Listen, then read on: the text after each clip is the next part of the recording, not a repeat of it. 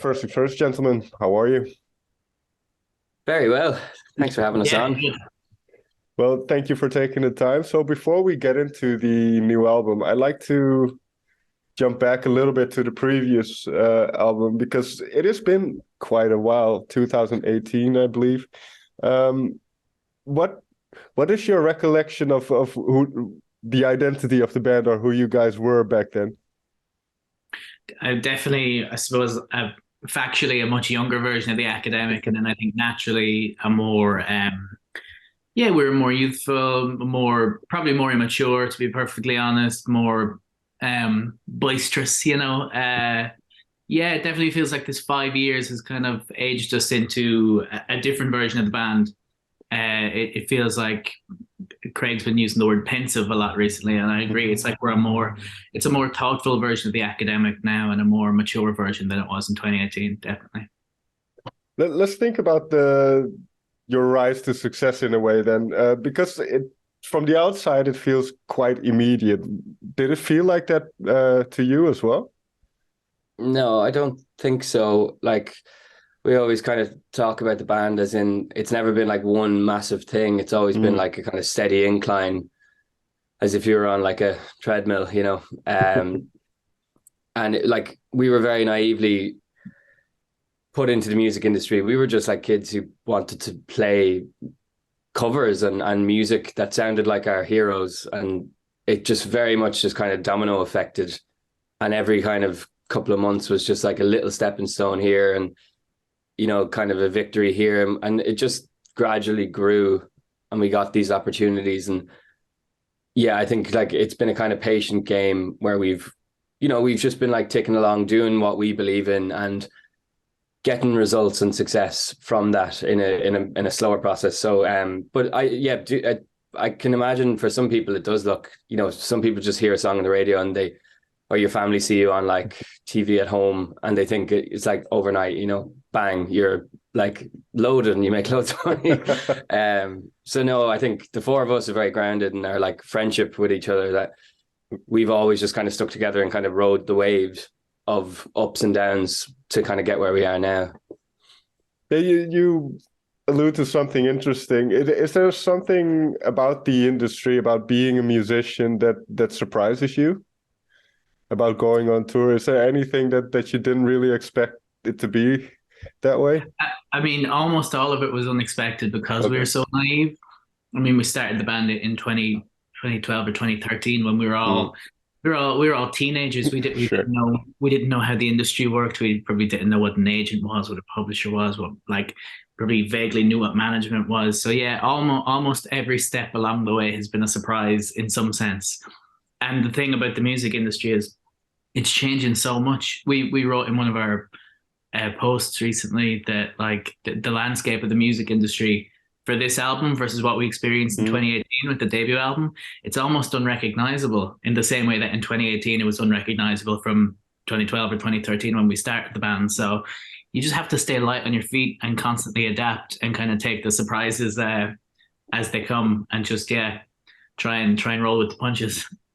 But this is an interesting point because there are all these trends going on in music all the time, and I can imagine. Obviously, I'm not in a band, but I can imagine once you have a little bit of success, people try to pull you in certain directions. So what has been key for you guys to stay within yourselves and to develop your own kind of sound and your own interests within what you do? I think like, you can definitely get caught up in your surroundings. But I think over the years we've learned that the most important thing is just like focusing on the music and being happy with yourself at the end of the day with whatever Mm. you do. So luckily like this band is very much from early teens, like we know each other so long that we've always just kind of been focused on the music, and we've surrounded ourselves with people who like believe in us and are like they feel like family to us. And it's just kind of keeping that like core circle that allow us to just stay in our zone and know exactly what we're doing and not kind of get distracted. I guess that if that makes any sense. Yeah, Sure. do you know what else I think was like a huge influence in that in the early years is the fact that like we were an independent band putting everything out on our own label until recently. So we kind of did. It was kind of easy to ignore some of the noise because we didn't have a label to answer to. We didn't have like an A&R to answer to. We could kind of musically and in terms of strategy and how we wanted the band to look and how we wanted the ethos of the band to be, we could kind of decide all of that ourselves. So we were very lucky in that in the early years and up until we decided to sign to Capitol Records in kind of late 2019, early 2020. Up until that point, we did everything exactly the way we wanted to do it. So it kind of always, thankfully, had this DIY feel. Oh, that's very good. One last thing about this kind of era, if you think about the past couple of years and you mentioned how long you've been friends, is there anything, for instance, Craig, is there anything that you've learned or discovered about Stephen in the past couple of years that you didn't know before? I'm sure there's plenty. It's just, the more you're on we've been on the road so much, and then when you go into album mode and stuff, like me and Stephen spent a lot of time together. I think the biggest thing I've learned is you just have to give people space. That's it, because it's an intense job and you're on top of each other a lot. And I'd say all of us in the band would agree that, thankfully we're not annoying people who are let's do everything together. We're very good at clearing off. Maybe I recall a day where we were in America on the West Coast, and Stephen just disappeared for a whole day and went up to see all the Twin Peaks landscape from that show. And I was just oh yeah, you can do this kind of thing. It's no, leave him be. But nobody went oh yeah, I'm going to join you on that. It's just no, that just let them be. They have to do that type of stuff too. Just to get a breather from the whole thing, because there's just so much going on all the time that, especially when you're on the road, because you're always roped in as the band and the four piece, it's that you have to let people have those individual moments, because people will burn out and tire, and the brain will just kind of say enough's enough. So, I think, yeah, just respecting people, and even from crew to band to managers to everybody, it's just, that's the kind of, just treat people like they're a human being before anything else. So just be chill with them, Well, I think that's great advice. And maybe this is a strange segue, but for instance, a song on the new record, Do What You Want, there is an element of what you just mentioned in there where sometimes you just have to do something for yourself, or just go and not not take into account everybody else's wishes. So that song in particular, where did that come from? Was that one of those where you kind of, okay, sometimes you have to just make a decision for yourself and then take the responsibility? Yeah, I think the song was a bit of a mixture. Nick Hodgson, our producer, had quite an impact on that song, because even before it was a song, he just kept on saying you need, the last couple of years have been so hectic and kind of isolating and intense, that he was there saying you got to have a song that's for you, forget the worries and all this kind of stuff, and just this kind of carefree, don't feel bad about doing this thing, or or going out and living your life type of thing. And that's kind of where it spawned from, and it naturally, then the song just became a kind of rock jam, and felt that was the throwaway line, not to worry so much and just do what you want, and don't panic, because the album actually is full of panic and then extreme confident moments. But Do What You Want is actually, we haven't really talked about that song. That is kind of a random kind of euphoric, just live your life kind of feeling. So yeah, it was just born out of that kind of, don't be fearful of your life, just kind of go out and try and do something with it. Don't get stuck in the rut. Very quickly then, and I'll start with you, Stephen. What is something that you like doing outside of making music, outside of this band? I'm absolutely obsessed with filmmakers and the idea of filmmaking and the process of writing and directing movies. So yeah, I'm a huge film fan. I've been to the cinema twice in the last few days. Okay. I'm always kind of consuming movies and reading about movies and stuff like that. So I'm also a lifelong Arsenal fan, so that stresses me out a good bit. But yeah, if mostly yeah, avid cinema goer, always reading and interested by filmmakers and their process. Okay. And for you, Craig? It's a fact, like I try and just chill out as much as I possibly can. I know that sounds really boring, but like if it's a day where there's nothing on, like I kind of find like I do a lot of writing at home. Like this does not look like a studio, but I would be in here quite a lot, even when I don't need to work, kind of thing. But yeah, I do a bit of reading and stuff. I also like going out for a few pints of Guinness. I try and keep it very, very normal. Yeah, I like reading. I like TV, films. Maybe not as much as Stephen, but I do enjoy that type of stuff. But I like, yeah, socializing, I suppose. I like going for dinner and that kind of thing. Now, the reason why I ask is because what we've kind of talked about, separating yourself from the band at certain points and getting a clear mind, and just even in between albums, living life so you have something to talk about in terms of what the next album will be.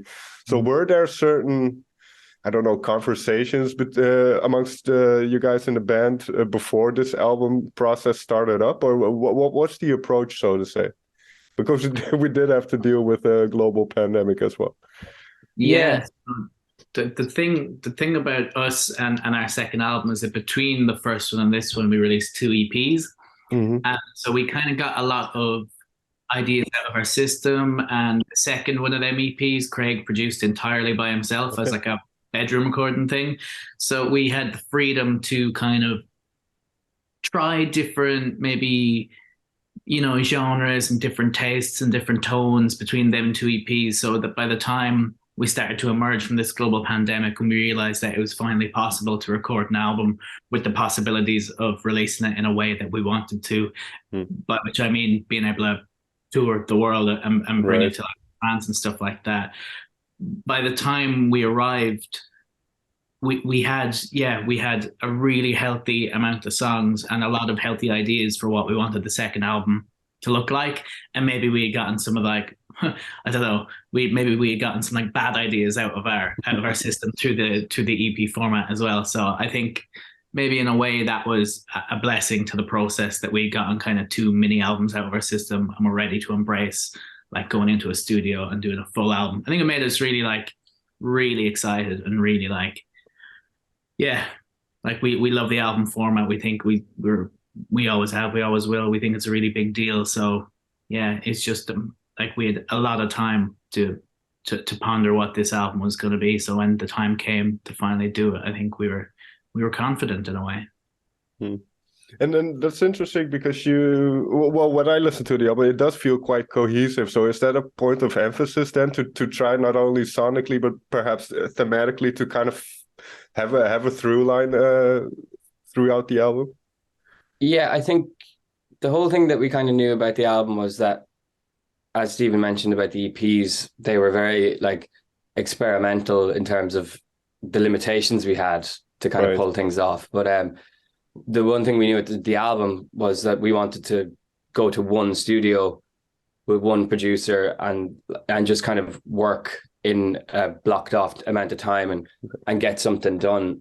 So from the EP, we gained that confidence that you can have songs that sound in different genres. Because I do think there's a lot of flavors of genres on the album, but we knew if it was the same, same studio, same drum room, we were using a lot of plate, like there was a built-in plate reverb, spring reverb.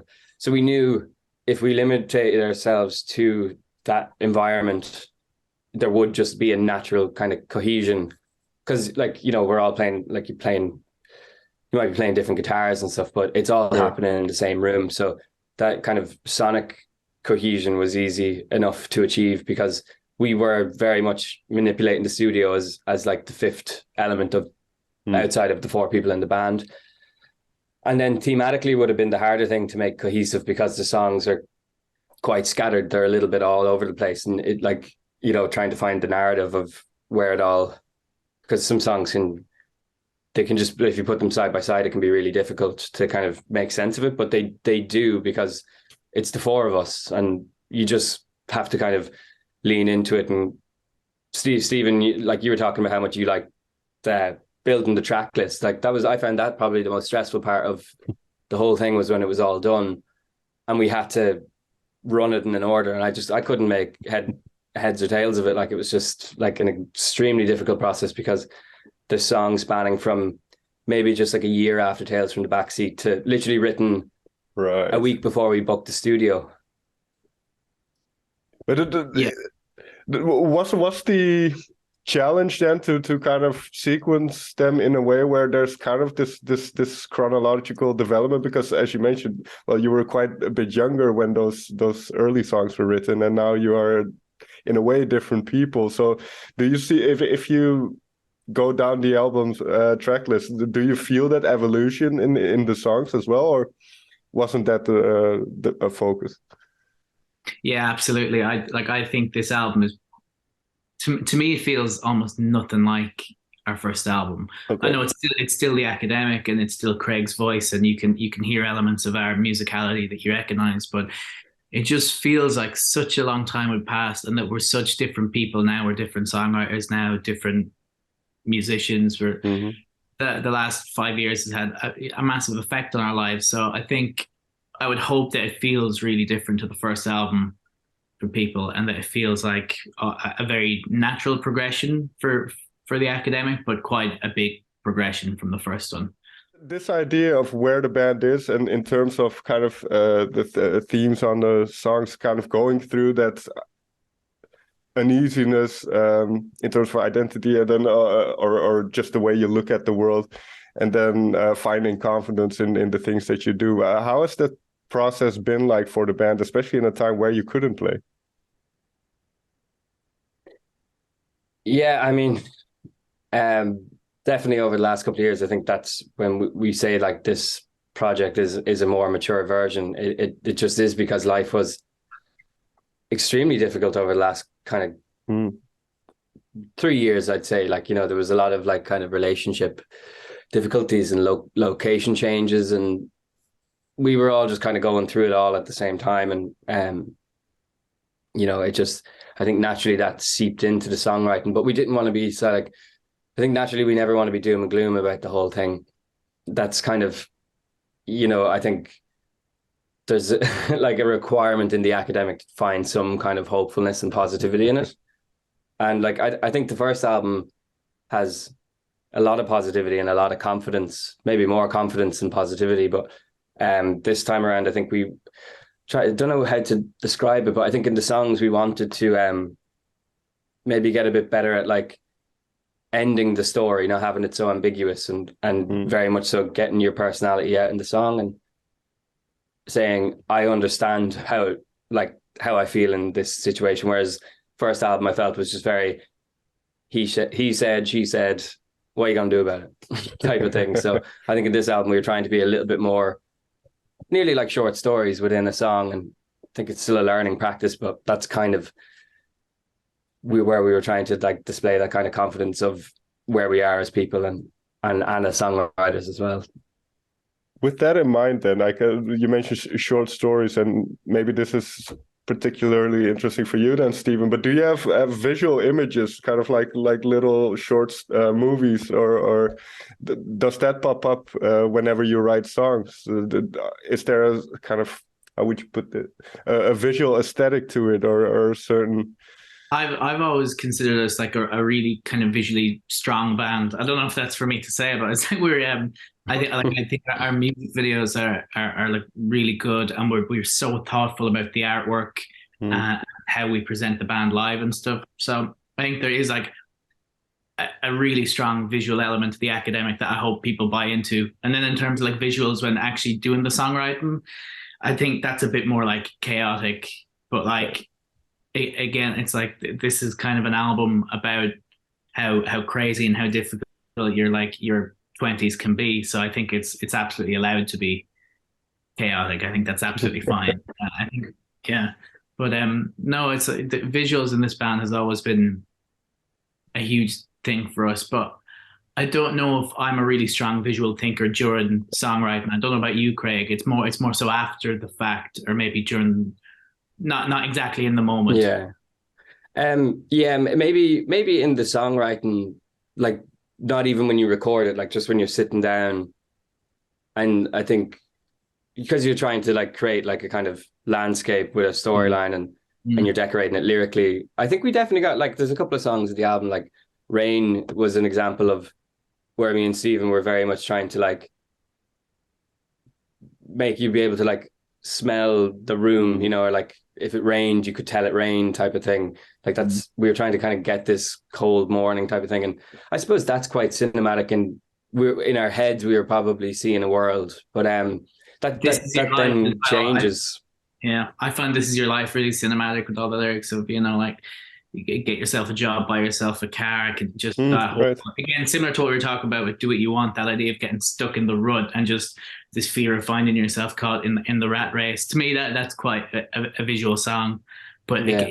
probably to me it occurred to me more maybe in the aftermath than during. Right. What is the way you write then? Do you have a specific? I suppose it's different for each song, but do you have a certain process to write songs? Yeah, like I think we actually do kind of have a process, although it does feel scattered because there's so many ideas. But it would usually start with myself, with maybe just sitting around trying to find a chord run, or a melody. Usually it's chord melody first. There wouldn't actually be any lyrics, and then naturally maybe one or two little words might jump in, and then all of a sudden like you go into a really blank place, and then all of a sudden you've got like a full idea there, and then you got to spend a lot of time tweaking, but the kind of birth of the song is there, and it all kind of is just there for you to now carve out basically. And I don't get that done on my own before it goes to everyone. It's like I get it to a place where I can probably stand up and play it acoustically or on a piano or whatever, or do a demo on a laptop, and then we move it to the band. And over the last couple of years, that's been kind of difficult because we haven't been around each other as much. But that's what those EPs were. But that's the whole thing with the studios. We wanted to kind of get back to the way we were when we were younger, when we were just in a shed and we had no gigs and we had no career and we had no anything, and we just would play. So we weren't that strict on arrangement. We kind of said, look, a song every 2 days, we'll get the arrangement. And that's kind of, that is kind of basically back to like the roots of what the academic was I stand there, play the song 3 times, everyone kind of goes, oh yeah, okay, cool. And then we play it together. And then naturally just over time, everyone gets their parts in.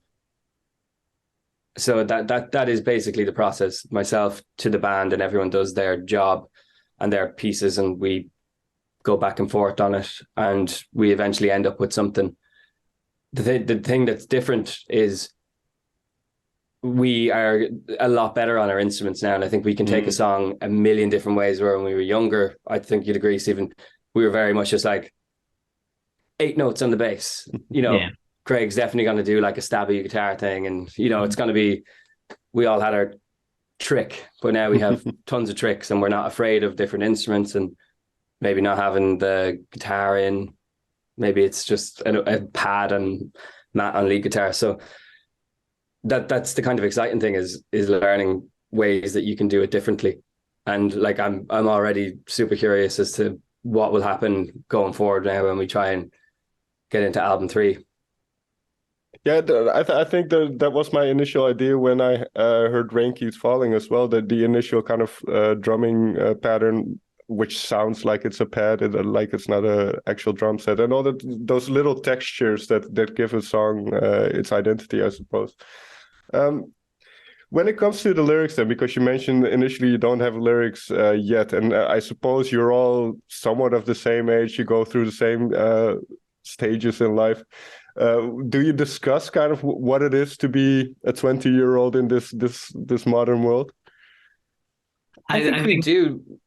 Yeah, sometimes it's a bit more naturalistic than that, and we just happen to be on the same page. Like a song like Rain, we did kind of sit down and dissect it and reflect on kind of what what each line exactly had to do with like the lived experience and all that stuff. And then sometimes it's just way more naturalistic than that. Some like a song, my very best, the latest single. When Craig presented that, like it was essentially done lyrically, and it was just like he had presented this thing that was finished and fleshed out. So we didn't have time for me to be like, oh, it's interesting that you said that this line is that, and the chorus said. It was just done. So it's that's an exciting process. That sometimes it's completely spoken about and broken down in depth, and then sometimes something's presented and it's just done, and it's just good the way he presented it. And then, just don't touch it anymore. That's sometimes the best path you can take. Finally, then, because the album is coming out in not even 2 weeks, I think. So once it comes out, you'll start touring and all that stuff. How do you look towards? Because Craig, you also mentioned you're quite excited about kind of where the band is heading, and you're already wondering what you will come up with after this album cycle. So what are your thoughts on how this band will proceed, and also in terms of playing live and tapping into certain areas where you haven't been before? So how do you look at those possibilities of the future? Like, extremely excited, first of all, because this is kind of although it's our second album, this is the first time where we're in this position where we have because we never toured these EPs. So this is the first time we have a whole body of work that we've never played. Like, we will be rehearsing, obviously, but we've never played it live. So now we're kind of facing this challenge of bringing the second album to the show that we have and trying to make a whole new thing out of it. And there's a lot to learn in that, because the songs take a new shape and a new form live. So that's kind of exciting, and that makes you learn as a musician as well. You have to think on your feet and figure out that type of stuff. And so as far as like playing live, it feels quite unknown at the minute. I think I'd say you agree, Stephen. But there's something kind of cool in that, because we want to play these new songs and try and figure all that out. And I think naturally when you do that stuff, when this album can finally become muscle memory. Like the first album, we can then actually start looking at new ideas and probably have that space. Because right now our brain is just album two, album two, album two. So, and I'd say it'll probably be a moment on tour, maybe a month in, where we're just like, oh yeah, we can play these songs perfectly great. And then we probably start like jamming ideas and sound checks and seeing what starts to happen naturally. And that's what I'm really looking forward to trying to. That's what we've been talking about. We don't want it to be 5 years until the next album. We want to very much have another album ready as quick as possible, so we can just keep that kind of movement going. So I'm really looking forward to trying to jam on the road like what we used to do when we were younger, because I think that if we don't, we won't make an album quick enough. So we have to do that. Well, one last thought that popped into my head. Your audience, have you seen, or have you, because I don't know how much of the new songs you've shown to people, but have you noticed your audience kind of maturing with you, or kind of going on that journey with you, kind of through life? I think so. I think that's why the most recent singles have really resonated with people. And I think it's why our fans like our music in general, is that when we were like in our late teenage years singing about like how exciting that whole process was, and straying from being kind of a boy into a man, I think our fans were kind of going through that as well. And now I think when they hear this and they hear this album be kind of vulnerable and speak to the difficulties of what it's like to be, a 20-something-year-old in 2023, I think they'll really hopefully find comfort in that and be able to relate to it. And yeah, there is, I've always found there's this sense that our audience has grown with us. But that doesn't mean people can't go back and discover the first album now if they're 18 and find a similar thing in that. But yeah, because this band has been such a kind of kind of like Craig was saying earlier, there wasn't one overnight thing. It feels like a long journey. It definitely feels like there's people who've been with us and supporting us since the very start, who are enjoying the journey kind of as much as we are. All right, Greg, Stephen, may I thank you for your time? Thank you very much for Robin. having us on. Thanks for the chat. That was great.